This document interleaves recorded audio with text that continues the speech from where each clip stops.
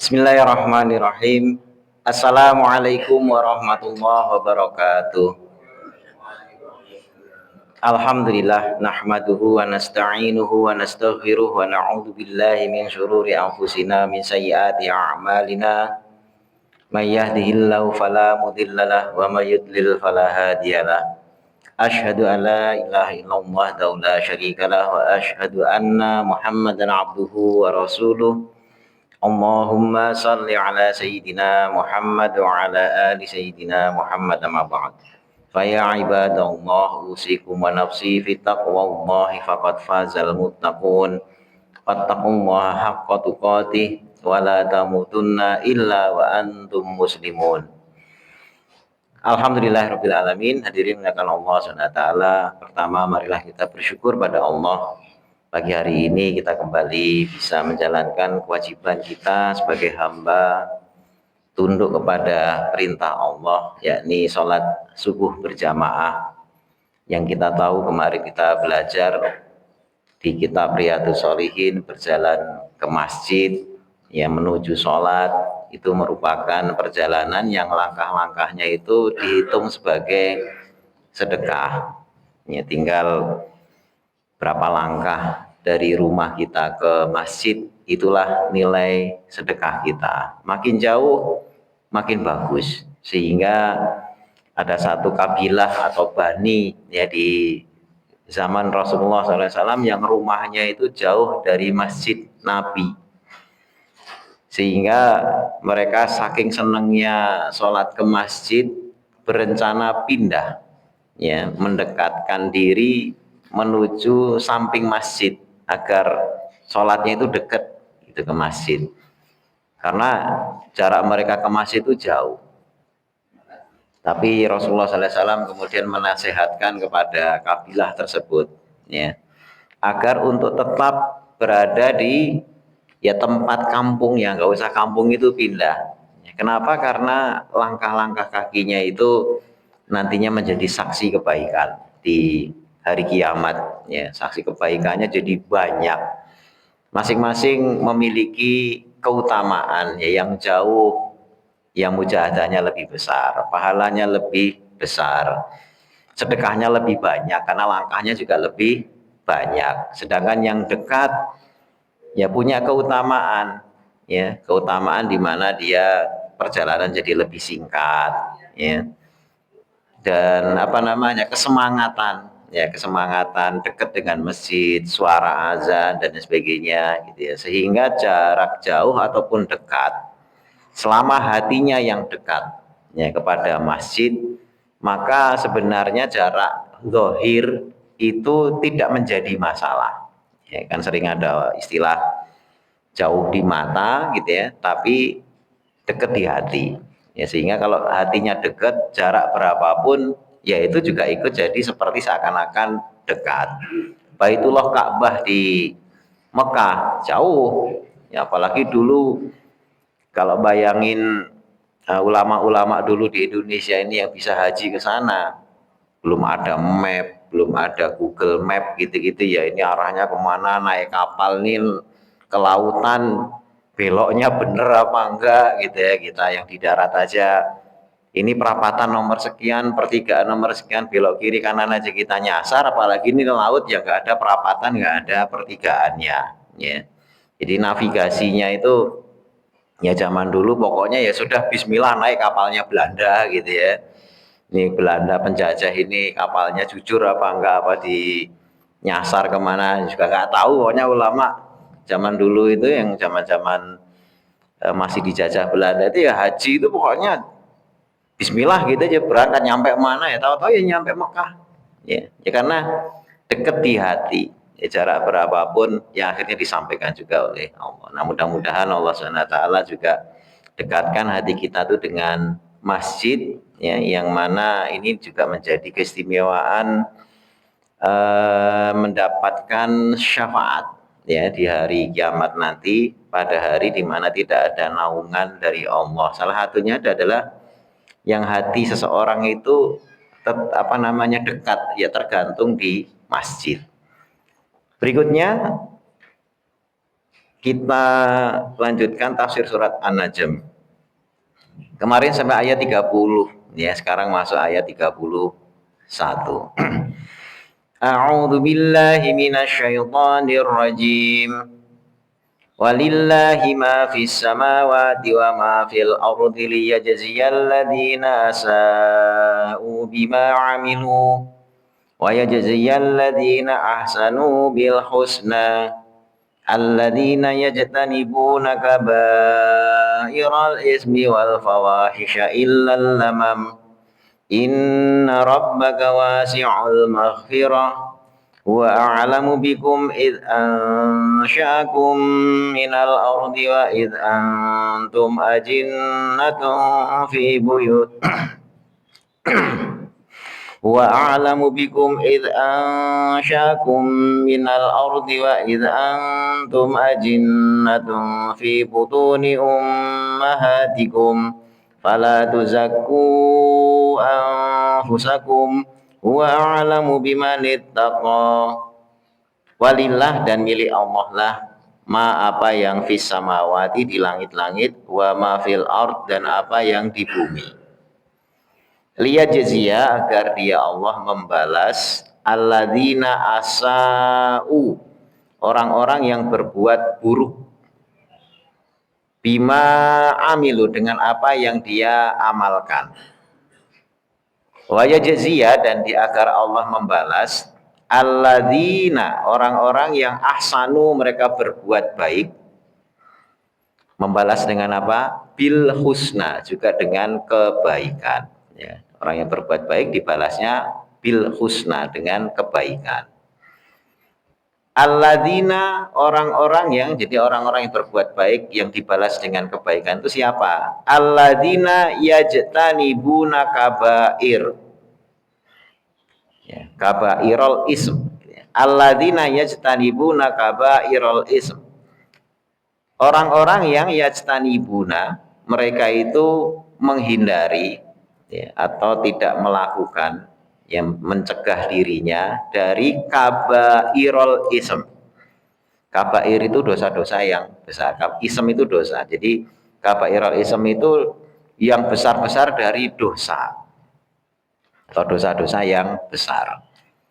Wal fawahish, ini orang-orang ini tidak melakukan perbuatan dosa besar. Dan fawahish, fawahish itu jamak dari fahisyah atau kekejian, kekejian. Ila, kecuali lamam. Lamam itu dosa kecil. Nanti ada penjelasannya tentang lamam ini apa gitu.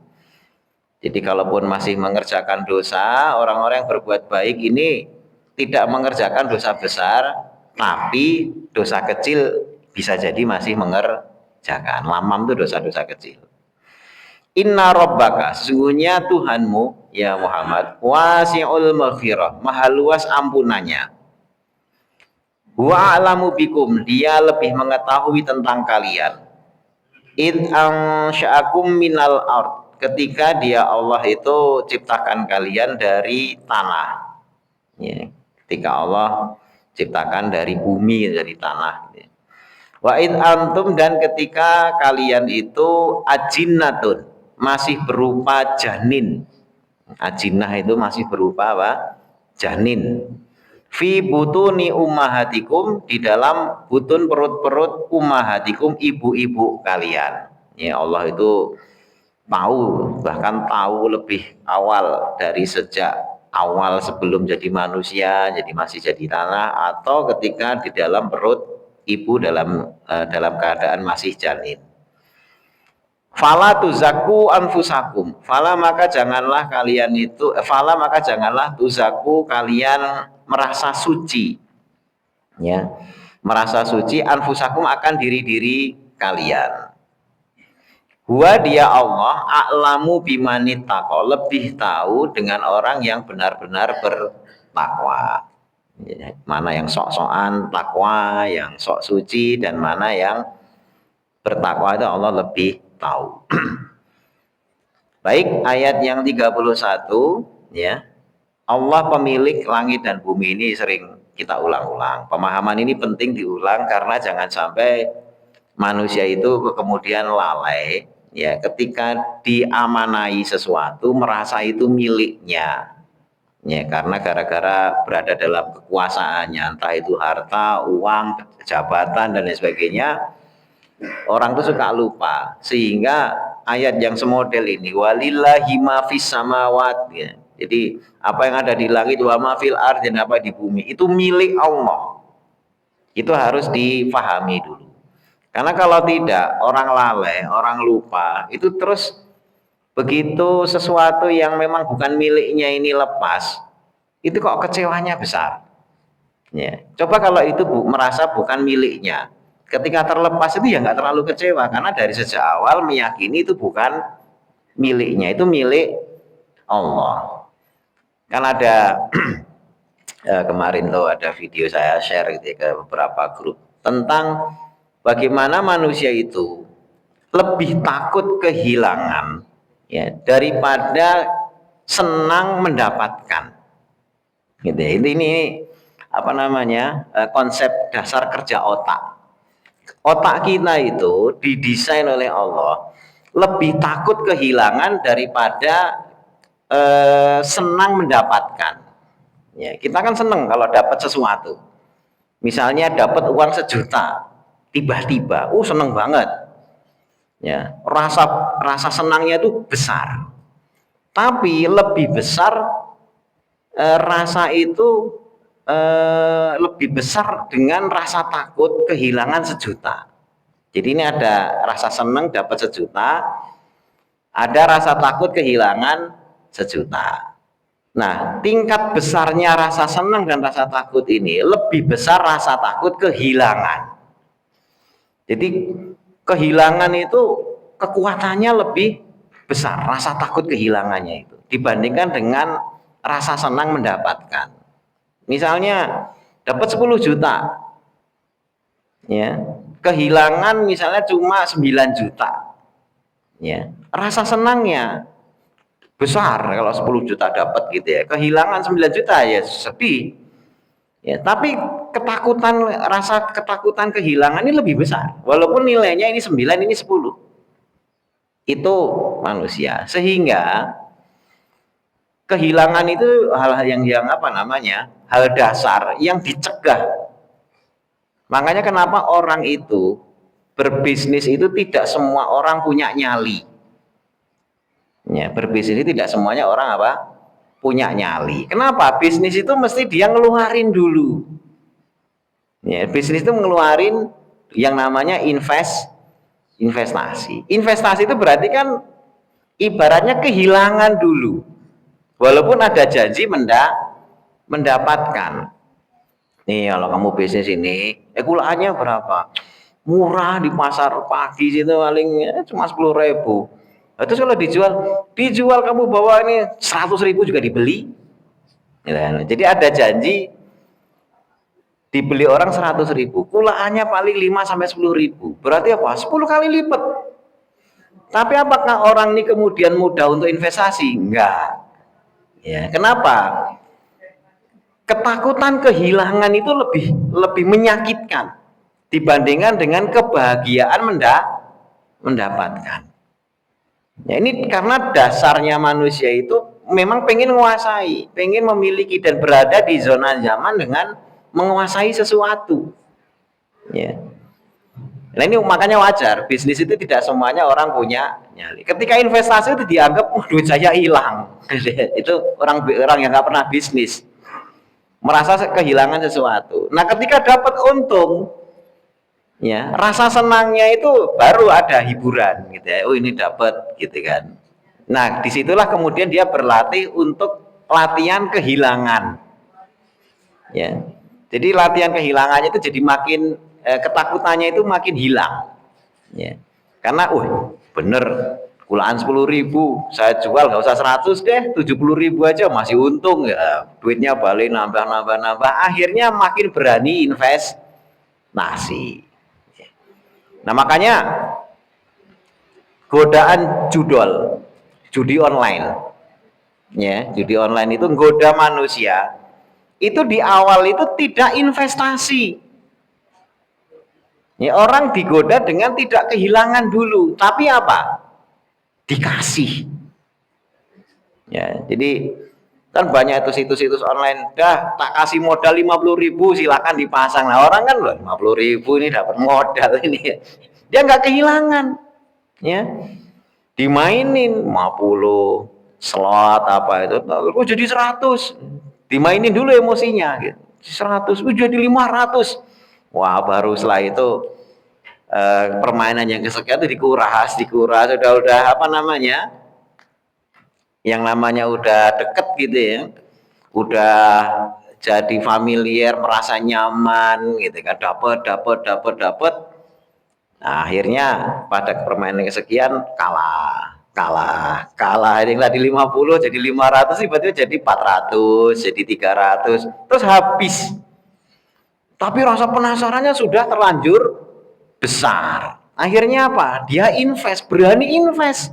Kenapa? Karena ketakutan kehilangannya itu terhibur dengan pernah dapat. Ini pernah dapat sampai 500. Wah, ini pernah sampai 500.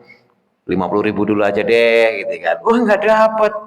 Ngutanglah 100.000, ngutanglah sampai akhirnya motor jebol gitu ya, mobil jebol, sertifikat juga jebol. Ini karena diawali dari ya nothing tulus istilahnya. Nothing tulus itu dia tidak merasa kehilangan sesuatu. Nah, judi-judi online tuh ngingkatnya gitu. Tak kasih modal dulu, ada yang 50.000, ada yang 100.000, terus dikasih menang. Ya, euforia menang apa terus merasa aman gitu, karena merasa aman akhirnya lepas. Tapi coba kalau bisnis beneran, ya, ini awal 50.000 dulu, wah, gimana nanti ya? Dia sistem pertahanan dirinya merasa itu miliknya, terus harus keluar itu berat. Ya. Makanya di awal ayat ini walillahi ma fis samawati wa ma fil ard. Ya, semua itu milik Allah. Ya kalau diminta kadang-kadang dilatih sedekah, Allah nggak minta banyak. Ya, dari 100% yang dititipkan cuma ini tak titipkan 100%, 2,5% dong. Uang administrasi gitu kalau dia apa namanya. Kan ada orang pinjol itu, bukan judol ya, ini pinjol gitu ya. Tanpa bunga, tanpa ini gitu kan, kasih 5 juta tanpa bunga, pokoknya setahun tanpa bunga. Begitu ini dikasihnya tidak, misalnya ini pinjam 10 juta, nggak dikasih 10 juta, paling 9 juta. Lalu ini yang sejuta kenapa? Uang admin gitu. Uang admin. Lalu itu 10% sendiri ya, pantesan dia nggak pakai bunga. Gitu, setahun nggak pakai bunga, 10% di awal jebret gitu kan. Nggak pakai bunga ya sama aja dengan per bulannya hampir 1%. Karena 10 juta itu cuma dikasih 9 juta. Gitu kan, itu 10% orang mau. Ya orang mau. Ya kalau nggak mau kenapa itu kredit online itu tetap berjalan? Ya karena banyak orang yang mau. Gitu, akhirnya ada debt collector, akhirnya banyak drama dan sebagainya karena banyak orang mau. Tapi Allah ngambil 2,5% dan itu pun juga dipinjamkan gitu ya. Ketika diambil semua uang, ngeluhnya luar biasa loh. Ini kan yang punya bukan kamu. Ini bukan harta kamu. 2,5% diambil itu juga bukan harta kamu. Nah itu ini pemahaman awal. Walillahi ma fis samawati wa ma fil ard. Kemudian liyajziyal ladzina amanu bima amilu. Agar Allah membalas liyajziyal ladzina asau bima amilu. Agar Allah membalas orang-orang yang perbuatannya buruk dengan apa yang mereka amalkan. Wa yajziyal ladzina ahsanu bil husna. Dan membalas orang-orang yang mereka berbuat baik dengan kebaikan. Jadi ciptaan Allah, milik Allah itu digunakan untuk membalas ya semua kebaikan dan juga semua keburukan. Kebaikan itu berbalas, keburukan juga berbalas. Makanya kalau ada ayat yang lainnya itu bilang begini, hal jazaul ihsan illal ihsan. Itu di surat Ar-Rahman. Ya, surat Ar-Rahman itu ada ayat bunyinya hal jazaul ihsan illal ihsan. Tidaklah balasan kebaikan itu juga pasti kebaikan juga. Orang soleh rezekinya pasti dicarikan oleh Allah dari lingkaran circle komunitas yang perputaran rezekinya juga soleh, bersih. Ya, tapi kalau orang yang nggak jelas, orang-orang yang buruk, asau bima amilu, ya mereka itu berbuat buruk dengan apa yang mereka amalkan, itu ya balasannya dari circle-circle yang nggak jelas. Makanya kalau ada orang kok terkontaminasi atau kecanduan judi online, berarti dia sudah menyengaja masuk untuk mendapatkan circle rezeki, lingkaran rezeki dari hal yang kotor-kotor. Ya. Judi online itu sebagiannya dimodali oleh orang-orang yang bisnisnya itu narkoba, duit korupsi. Ya, duit korupsi itu kan untuk menghilangkan jejak. Ya, untuk menghilangkan jejak. Itu kan kemudian ada yang istilahnya usaha money laundry. Ya, usaha, benar-benar usaha. Usahanya dohirnya halal, tapi digunakan tempat itu untuk mencuci uang. Karena ketika ada pejabat korup, ya korup misalnya duit 1 triliun gitu ya, atau ya misalnya 100 M. Kalau ini 100 M wujudnya duit secara nominal itu masuk rekening, ketahuan. Ya, pajak dan juga keuangan di Indonesia itu begitu rekening kita mencapai 1 M, duit kita mencapai 1 M, itu alarm nyala. Ya, Kementerian Keuangan langsung, loh ini siapa nih yang sudah 1 M, dicek. Jadi kita tidak punya privasi lagi. Begitu rekening kita itu mencapai 1 M, mesti langsung disurati. Ya, ini bisnisnya apa aja, kalau duitnya di tabungan itu 1 M. Pejabat punya istilahnya SOP LHKPN, laporan harta kekayaan, ya LHKPN gitu ya. Jadi duitnya berapa. Korupsi 100 M itu masalah, karena tiba-tiba duit kok bertambah gede, mesti ditanya. Ini baru pengadilan dunia, belum pengadilan akhirat. Ya. Nah, agar ini mulus, ya bukan karena tambahan yang nggak jelas, dibuat bisnis. Ya, bisnisnya tidak harus untung, tetapi setidaknya jadi wadah untuk menempatkan duit-duit nggak jelas. Contoh, ya kalau kita ada lihat restoran besar banget di tempat yang mahal, ya nggak pernah ada pengunjungnya atau pengunjungnya sepi, tapi bertahun-tahun kok berdiri. Ya, tidak pernah tutup, bertahun-tahun berdiri, padahal pengunjungnya paling sehari berapa, ya, tapi bertahan. Ini indikasi apa? Money laundry. Karena keberadaan tempatnya cuma untuk mengesahkan duit haram, sehingga restoran yang nggak pernah ada pengunjungnya itu nanti dilaporkan, ini aset sekian M gitu kan, perputaran uang di sini ini padahal nggak ada pengunjungnya, tapi nanti tulis belanja sekian per hari, sekian pengunjung ini, jadi akhirnya penghasilannya gede dari situ. Padahal penghasilannya jadi dari judi online, yang duitnya itu dia yang bikin servernya, dia yang kalau ada yang menang ya duitnya dari situ dan lain sebagainya. Sehingga duit yang haram-haram ini dicarikan wadah bisnis-bisnis halal gitu ya, izinnya jelas, tapi pengeluaran dan pemasukannya fiktif. Itulah yang namanya cuci uang atau money laundry. Di Jakarta banyak. Cara ngamatinya gampang. Bisnis sepi tapi bertahun-tahun jalan, punya potensi itu money laundry. Ya itu sudah jamak lah diketahui. Koruptor sudah paham, duitnya nanti biar aman dilarikan kemana, itu ya kayak gitu-gitu, gitu ya. Nah nanti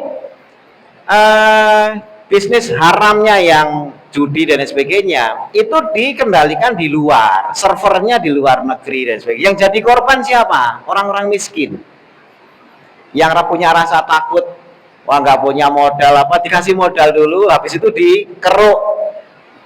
Nah makanya lingkaran duit yang haram ini, ya ini kalau ditelusur circle-nya dari mana, dari mana, dari mana, dari mana. Oh, ini semuanya duit-duit kotor ini. Ya, karena balasan keburukan tidak lain pasti juga dari keburukan. Rezekinya orang jahat itu pasti juga diambilkan dari perputaran kejahatan. Ya. Tapi kalau orang-orang baik, senang sedekah, nyari rezeki juga misalnya jualan mie gitu ya, jualan bakso, mie ayam, ya bener-bener daging, dicampur tepung ya, tapi tidak dicampur dengan tikus. Ya, mie-nya benar-benar mie ayam, bukan mie insya Allah ayam. Ya, jadi kalau masih mie insya Allah ayam itu ada tikusnya, ada babinya, ada macam-macam gitu ya. Nah kalau bisnisnya sudah kayak gitu, ya itu mesti juga yang seneng makan di situ adalah orang-orang yang sesuai karakternya. Ya, saya dulu pernah cerita di Jembatan 5, Jembatan 3 yang kebanyakan warga Tionghoa gitu ya. Yang mereka tuh seneng makan apa? Babi gitu ya. Itu lingkungan sana karena saya waktu itu siang-siang belanja ke sana udah kenal sama kohnya yang kita kulaan, udah deket banget gitu kan. Pernah main juga ke rumah gitu kan. Nah, terus kamu mau makan siang? Oh, makan siang. Oh, itu kelihatannya enak tuh ini. Jangan ke situ dong. Loh, kenapa? Itu ada dia bilangnya tidak nyebut babi, monokurobo. Sebutnya monokurobo karena ada tokoh kartun namanya monokurobo itu tokohnya babi gitu ya. Ini apa? Monokurobo gitu. Yang bener iya gitu kan. Dia makan apa namanya? Lontong. Lontong yang sate lontong itu yang ada bumbu kacangnya.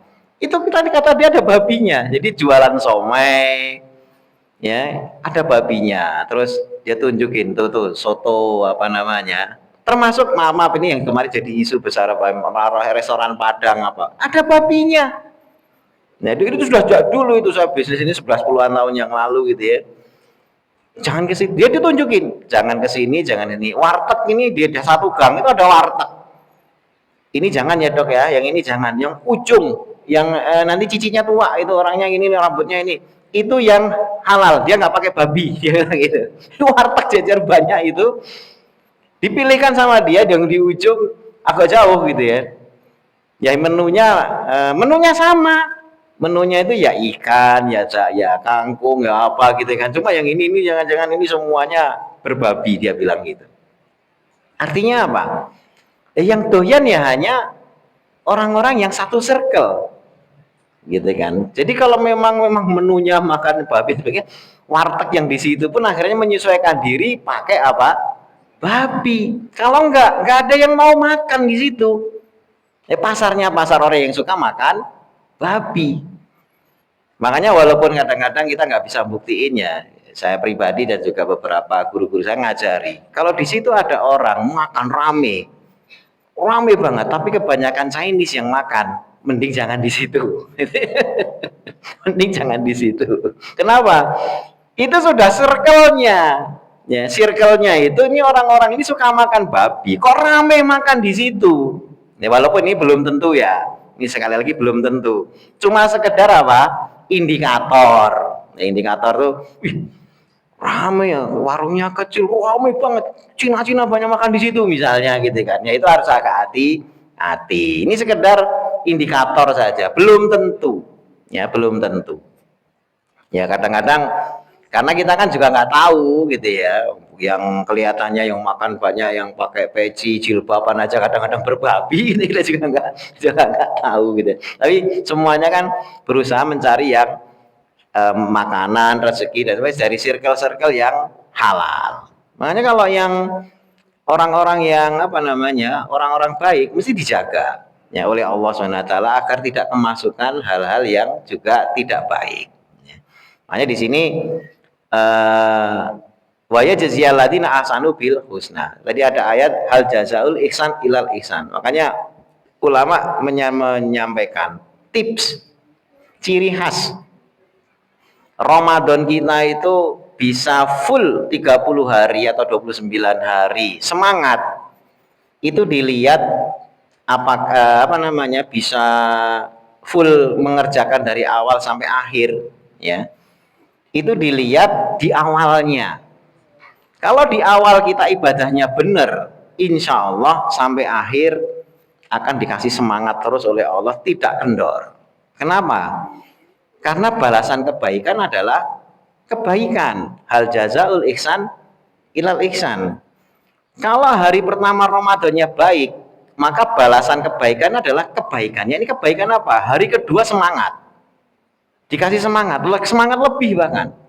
Kalau puasa hari pertama, puasa hari kedua, diterima oleh Allah, ya, dan dianggap puasanya baik, ibadah Ramadannya baik, hari ketiga mesti lebih semangat, karena dibalas oleh Allah kebaikan di hari pertama dan hari kedua itu dengan balasan yang makin semangat di hari ketiga, terus begitu, ya.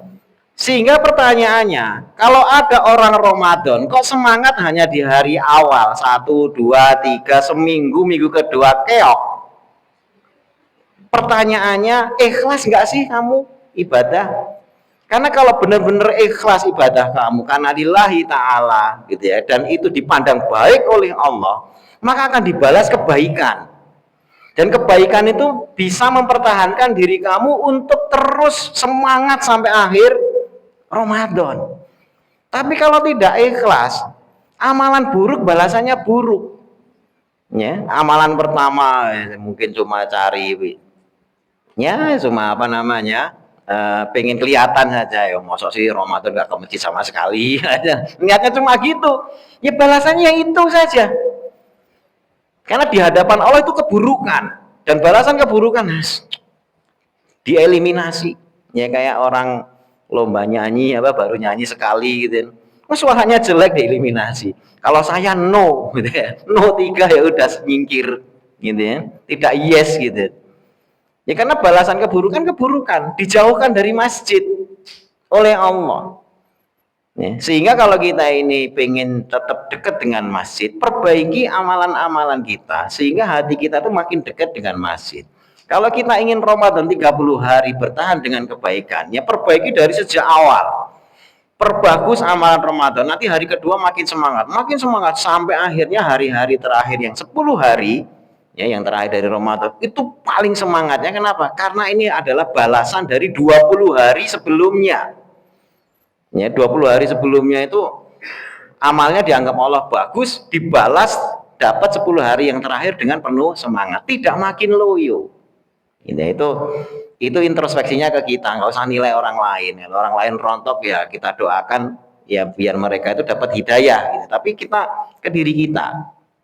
Jangan-jangan loh ini kok makin terakhir mau tarawih makin males ya gitu kan, atau sholat malam makin males ya, atau makin ya nggak semangat ngaji ya, atau apalah itu. Jangan-jangan kita di awal-awal itu memang niatnya kurang benar.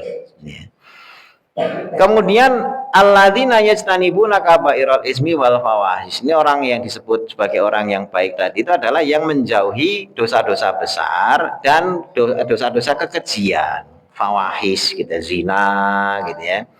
Kemudian juga perbuatan tadi yang mabuk gitu, minum khamr dan sebagainya. Ilalamam, kecuali yang kecil. Jadi orang-orang yang baik pun juga masih melakukan dosa. Jadi orang yang baik itu bukan berarti bebas dari dosa, bukan. Masih tetap mengerjakan dosa, tapi tidak mengerjakan yang besar. Nah, lamam ini para ulama menyebutkan, ada yang menyebutkan lamam itu adalah semua dosa yang bisa terhapus dengan sholat. Itu satu definisi. Semua dosa yang bisa terhapus dengan apa?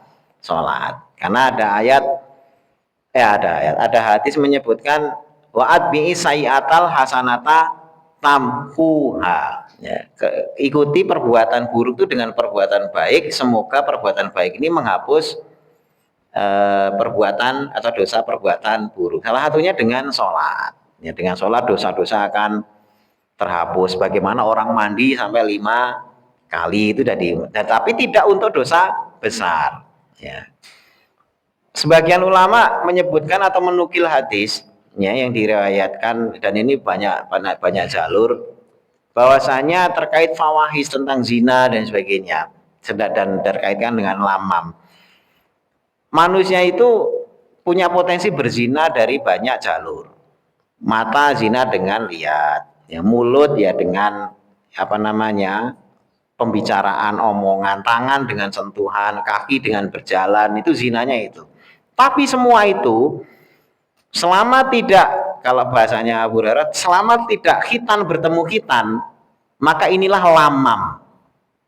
Ya, inilah yang disebut sebagai apa? Lamam. Ya. Kalau sudah melakukan, itulah yang disebut sebagai kabair. Ya, kalau sudah melakukan, itu namanya kabair. Tapi kalau masih baru mata, baru mulut, baru kaki, baru tangan, dan sebagainya, belum sampai melakukan, maka yang lainnya ini disebut sebagai lamam. Nah, orang-orang yang baik masih dihitung dalam kategori baik, ya, itu adalah kalau misalnya ini perbuatan zina, dia koridornya itu lamam itu ya zina mata, zina mulut, zina kaki, zina kulit, mungkin nyentuh dan lain sebagainya gitu ya. Zina hati ya. Tapi dia tidak melakukan. Itu ini masih dihitung sebagai orang yang baik. Ulama yang lain menyebutkan lamam itu walaupun mengerjakan tapi cuma sekali. Tidak pernah diulang lagi karena ditobati. Nah, ini beda-beda pendapat ya. Beda-beda pendapat tentang lamam. Misalnya dia pernah zina, tidak hanya lamam dalam artian melihat, pernah melakukan zina, tapi kemudian tobat dengan sungguh-sungguh. Nah, makanya perbuatan zina dia yang sekali dan ditobati itu dia disebut sebagai apa? Lamam. Atau dia pernah mabok, minum minuman keras, tapi cuma sekali itu aja, habis itu tobat. Maka itulah yang disebut sebagai lamam. Nah, itu sehingga di sini dosa besar itu adalah dosa yang dilakukan terus menerus nggak pernah ditobati, bahkan walaupun mungkin tadinya kecil tapi dipandang remeh dan diulang-ulang, maka itu bisa menjadi dosa yang kabair ya, karena sebenarnya yang bikin kabairnya itu bukan masalah dosa kecilnya itu, tapi meremehkan ya, meremehkan perintah Allah atau meremehkan larangan Allah. Kalau dosanya mungkin kecil, secara derajat pelanggarannya kecil, tapi yang membuat itu jadi dosa besar adalah meremehkan larangan Allah. Jadi meremehkan Allah jadi dosa besar. Ya, meremehkan Allah karena yang dia remehkan sebenarnya bukan dosanya itu, dosanya mungkin remeh. Ya, tapi yang memberi perintah ini kan dari zat yang maha besar. Nah, pada level di mana dia sampai meremehkan larangan Allah, sehingga meremehkan atau merendahkan Allah, disitulah dosa kecil itu jadi dosa besar. Ya, itu pengertiannya seperti itu. Sehingga memang lamam ini ulama di banyak riwayat, banyak qaul itu berbeda-beda pandangan. Yang paling masyhur yang disebutkan di riwayat itu adalah tadi yang tentang zina tadi itu, ada zina mata, zina hati, zina mulut, zina tangan, zina kaki dan sebagainya, itu semuanya lamam, dosa kecil. Tapi begitu dia mengerjakan itu disebut sebagai kabair. Tapi ada yang menyebut walaupun sudah mengerjakan tapi cuma sekali toh, habis itu ditobati, itu pun juga masih disebut sebagai dosa kecil. Karena dia bersungguh-sungguh meninggalkan cuma sekali itu saja, gitu kan. Dan itu mencakup semua dosa-dosa. Inna rabbaka wasi'ul maghfirah. Allah itu maha luas ampunannya. Sebesar apapun dosa, tidak pernah lebih besar daripada luasnya ampunan Allah. Ini premis yang perlu kita pahami. Seberapapun dosa manusia bisa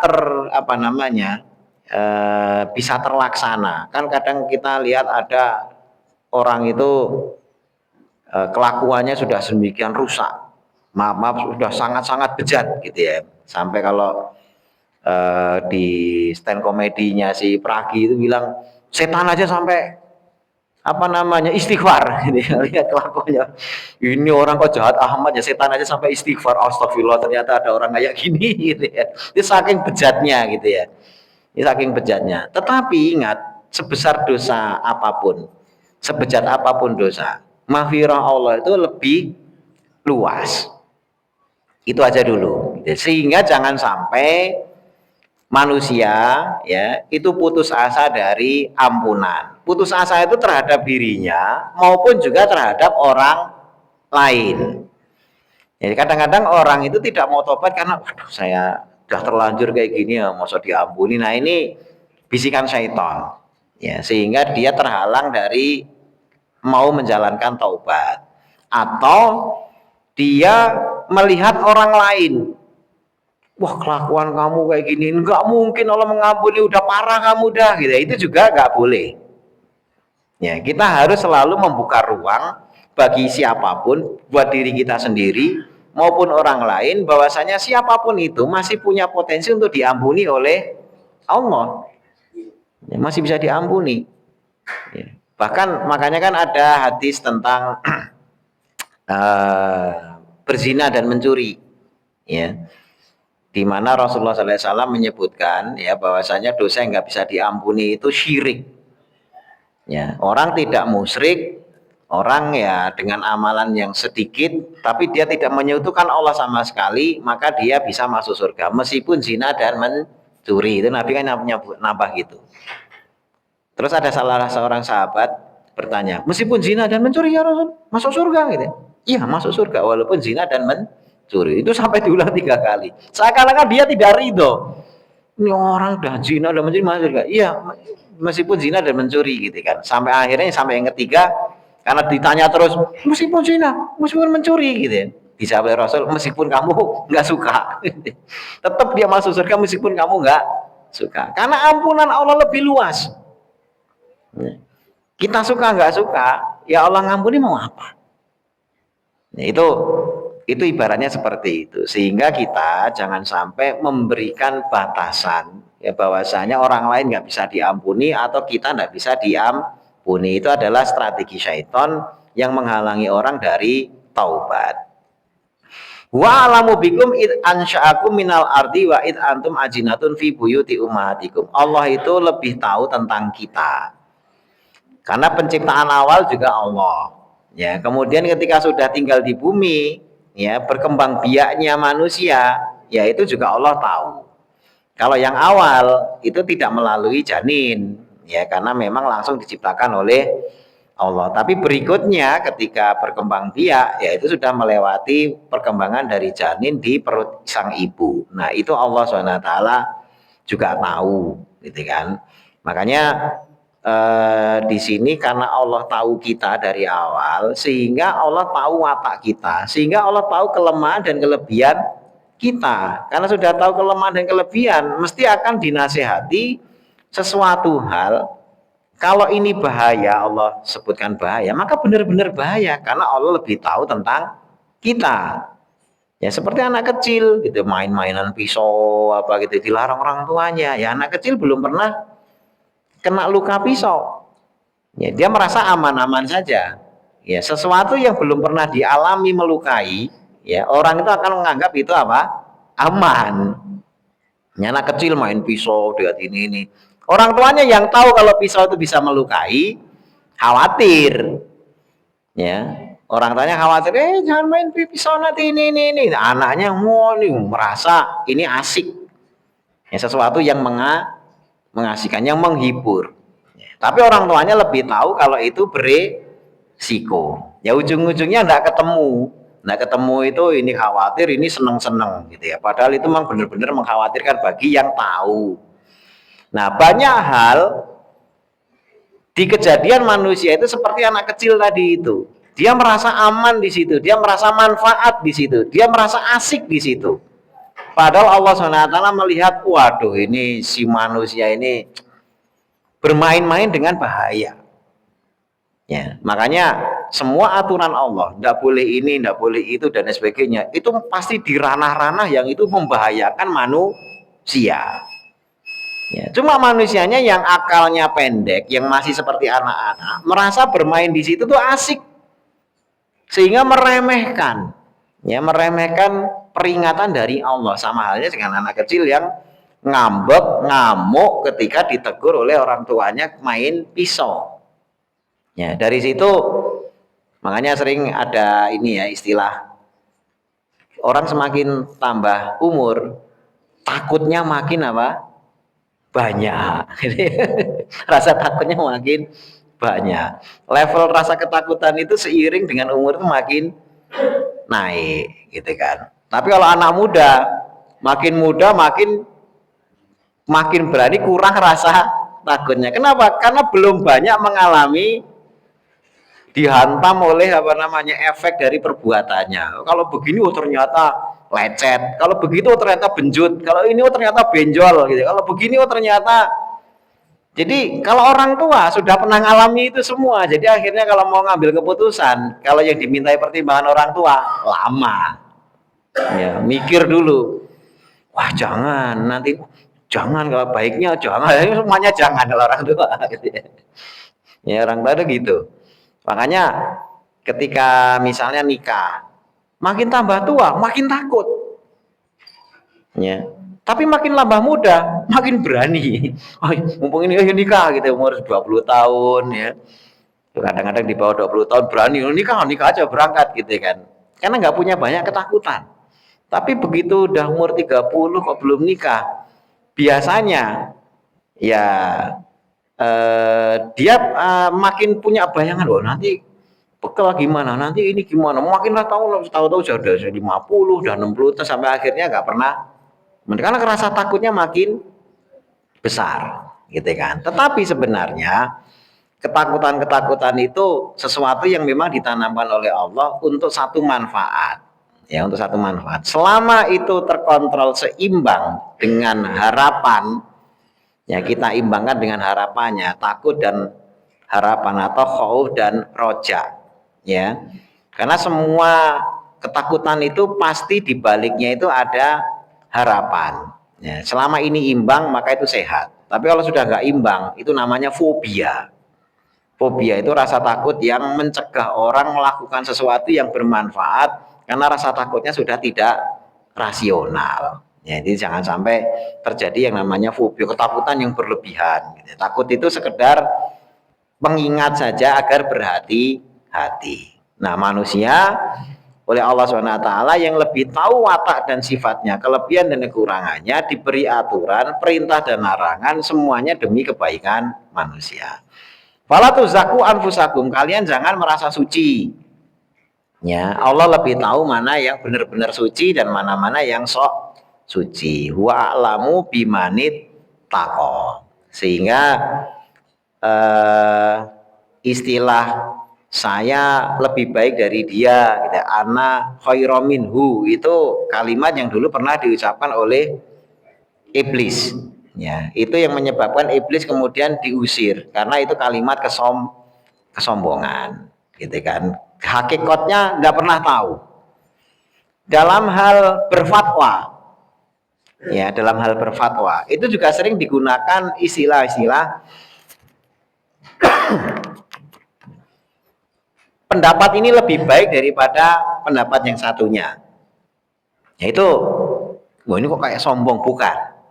Kalau fatwa itu adalah hasil eksplorasi, hasil pendalaman, ya, mencari dalil, mencari bukti dan lain sebagainya. Kemudian setelah diputuskan, pasti dia membandingkan.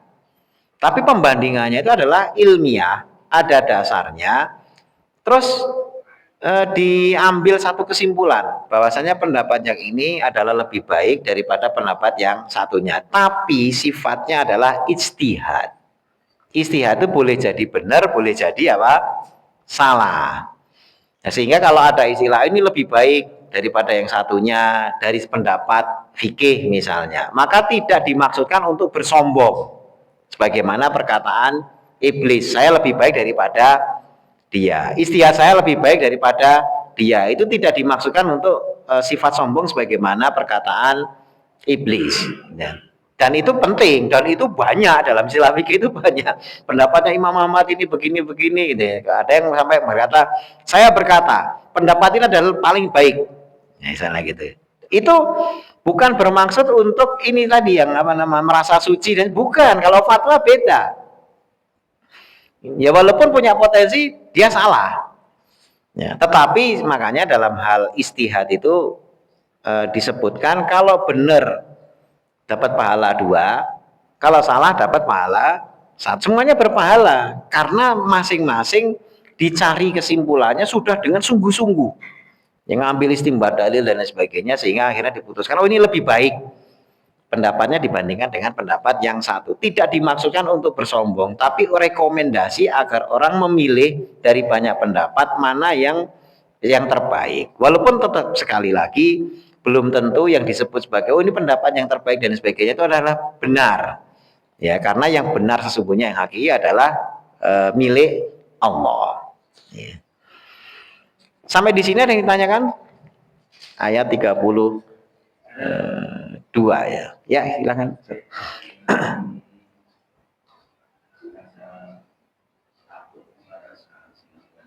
Ya. Di permainan saya coba di YouTube itu ada orang yang pakai nama usaha seperti YouTube angka seperti pakai nanti support ya seperti bahkan Abu Jadi dia menawarkan pinjaman dan hadiah. Anda akan mendapatkan 300 juta dalam nomor karena nomor Anda sudah masuk di itu. Tapi dengan cara membayar administrasi 200.000. Nah, saya jawab itu ada unsur horor, saya bilang gitu kan. Terus dia memang begitu Pak adanya. Karena akan mendapatkan uang yang besar, berarti ya Anda harus membayar barang dan inflasi. Saya bilang lagi, setahu saya dapat kiriman dari anak saya dapat, tapi saya nggak bayar. Gitu. Jadi yang memberi yang bayar. Jadi unsur dorongnya kan tinggi. Iya.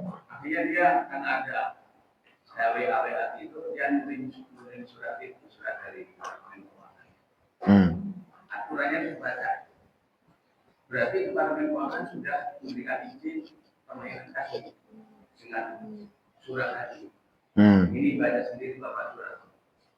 Departemen Keuangan apabila akan mendapatkan hadiah sekian juta, wajib membayar uang administrasi duluan. Itu ternyata nggak berlaku ketika saya terima kiriman dari anak, saya bayar. Kan ada dua aturan di situ. Anak memberi sekian juta, saya nggak bayar. Tapi kenapa Pak Yusuf akan berikan sekian juta kepada banyak orang harus membayar? Iya. Yeah. Akan beda itu. Iya. Yeah. Jadi logika saya, kalau ada orang yang terjebak di situ, 100 orang saja, 200 dari 100 orang, tidak kuat itu memberikan darinya. Iya. Ya, yang perlu diperhatikan di media online itu banyak sekali jebakan-jebakan orang yang suka nipu menggunakan nama-nama besar. Ya, jadi ini aja dulu, artinya jangan sampai kita terjebak hanya karena tiba-tiba muncul ini Ustadz Adi Hidayat, oh ini Ustadz Abdul Somad, oh ini Ustadz ini dicatut namanya, gitu kan? Biasanya situs yang abal-abal atau video yang abal-abal. Bahkan jangankan itu, bisa dibikin video AI-nya. Video AI itu dari saya tuh bisa bikin, misalnya gambar. Saya kemarin berhasil bikin juga, gitu, gambar Pak Prabowo, gitu ya. Terus mempromosikan sesuatu, kita bikin ininya, promo produk misalnya gitu ya. Padahal dari foto doang. Ya, dari foto, di foto itu saya kasih, saya edit, tambahkan produk misalnya gitu kan. Terus ada situs yang menyediakan text to voice. Text to voice itu kita ngetik teks, terus jadi suara. Nah, saya milih suaranya Pak Prabowo. Gitu kan, saya tulis, saudara-saudara tanah air, ya, pilihlah produk ini. Ya, ini adalah produk yang sangat bermutu. Itu cuma ngetik doang, keluarlah suara beliau. Ya, terus saya pasangkan ke fotonya itu, terus kita bikin prompt, bisa ngomong persis seperti seakan-akan sedang syuting. ya dan bawa produknya itu di mejanya apa bawa produknya itu bisa, itu mudah. Saya yang bukan ahli IT aja bisa bikin. Bapak-bapak mungkin terkecoh juga dengan video itu. Nah, maksud saya sekarang ini kita berada di teknologi di mana ya foto kita ya bukan foto orang lain siapapun itu bisa diambil orang kemudian digerakkan. Kemudian kalau ada dokumentasi suaranya, suaranya bisa dibikin persis dengan suara kita. Gitu kan. Padahal kita loh ini kok ada video gini, ini di mana? Padahal itu bikinan orang, bukan kita. Ya. Dibikin kayak Barack Obama seakan-akan pidato. Kalau yang banyak saya masuk ke lini saya itu adalah Pak siapa itu dulu Menteri Kesehatan yang sempat di ini ya dokter iya ya itu yang nemu metode apa itu itu bicara sama Najwa Shihab itu bicara promonya apa coba jualan AC saya juga heran ini kok jualan AC jadi curiga ini apa ngomong panjang lebar Najwa Shihab jualan AC gitu kan ini apaan nih panjang lebar yang satunya lagi jualan jamu menteri kesehatannya jualan jamu dan itu suara dia omongannya ya pas mulutnya apa ya pas gitu kan nah kalau orang-orang yang maaf ini bukan meremehkan apa namanya kepandaian biasanya yang sepuh-sepuh yang dikasih sama anaknya Pak ini tak kasih HP biar nanti kalau anaknya telepon fit callan itu bisa komunikasi dengan antara anaknya di kota dan bapaknya yang di kampung. Nah bapaknya ini kan gaptek. Satu ketika online gitu, lihat video gini, loh ini kok ada jualan gini, ikut-ikutan gitu. Apalagi dapat WA, Anda memenangkan hadiah gini, wah udah itu. Makanya ada teman yang saya tuh mau ngasih HP bapak saya itu ribet-ribetnya kenapa? Ya memang perlu untuk komunikasi, tapi kalau udah dimainin takutnya banyak jadi korban penipuan orang tua itu paling mudah ditipu ya paling mudah ditipu gitu ini itu kenyataan makanya yang kayak gitu-gitu yang pertama kita harus bentengi gitu kan kalau yang masalah harus bayar dan sebagainya ya kalau negara ya wajar lah setiap kali ada duit masuk dan sebagainya mereka juga mengutip pajak dan sebagainya PPN lah apa dan sebagainya itu wajar tapi kalau masuk ke kantong mereka ya enggak gitu ya masuk ke kantong orang yang minta itu enggak boleh tapi kalau negara biasanya ngutip pajaknya mungkin itu saja sekedar berhati-hati bahwasanya di dunia online itu sekarang banyak penipuan-penipuan yang bisa menjerumuskan kita. Kita akhiri siang kajian pagi hari ini di bulan Ramadan nanti kita masih tetap ngaji juga dalam format yang lain gitu ya di tiap Ahad pagi tapi tidak meneruskan tafsir yang rutin. Tetap doa majelis subhanakallahumma bihamdika asyhadu alla ilaha illa anta astaghfiruka wa atubu ilaik. Assalamualaikum warahmatullahi wabarakatuh.